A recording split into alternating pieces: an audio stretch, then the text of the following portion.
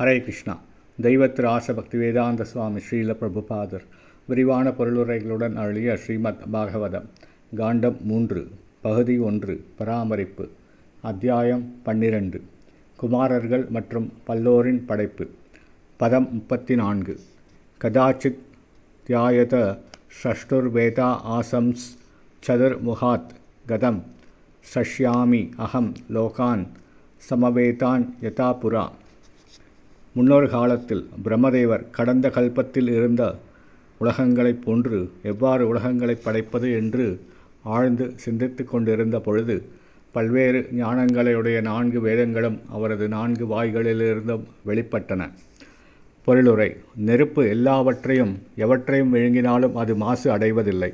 அதுபோல பகவானின் கருணையினால் பிரம்மதேவரின் ஒழுக்கம் என்னும் நெருப்பானது அவர் தம் மகளுடன் கொள்ள விரும்பிய பாலுறவு என்னும் பாவத்தினை சுட்டெரித்தது.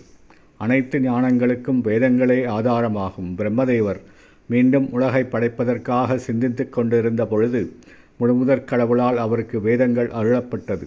பகவானுக்குரிய பக்தி தொண்டின் மூலம் பிரம்மதேவர் மிகவும் சக்தியுடையவராக விளங்கினார். ஏதோ ஒரு சந்தர்ப்பத்தில் ஒரு பக்தன் பக்தி தொண்டு என்னும் உயர் பாதையிலிருந்து விலகிவிட்டான் என்றாலும் பகவான் அவனை மன்னித்து ஏற்றுக்கொள்வதற்கு தயாராகவே இருக்கிறார்.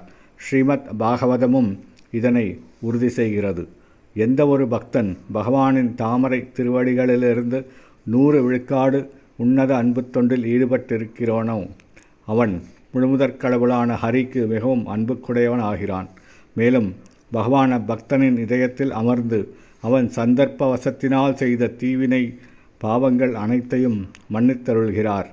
தன்னுடைய மகளுடன் பாலுறவு கொள்ள வேண்டுமென்று பிரம்மதேவர் போன்றவர்கள் விரும்புவார்கள் என்று யாரும் எதிர்பார்க்க முடியாது. பிரம்மதேவரின் உதாரணம் நமக்கு எடுத்துக்காட்டுவது என்னவென்றால், ஜட இயற்கையின் சக்தியானது மிகவும் வலிவுடையது. அது பிரம்மதேவர் உள்ளிட்ட அனைவர் மீதும் ஆதிக்கம் செலுத்தும் என்பதே ஆகும். ஒரு சிறு தண்டனையின் மூலம் பகவானின் அருளினால் பிரம்மதேவர் காப்பாற்றப்பட்டார். ஆயினும் பகவானின் கருணையினால் அவர் உயர்ந்த பிரம்மதேவர் என்னும் கௌரவத்தை இழக்கவில்லை. ஹரே கிருஷ்ணா.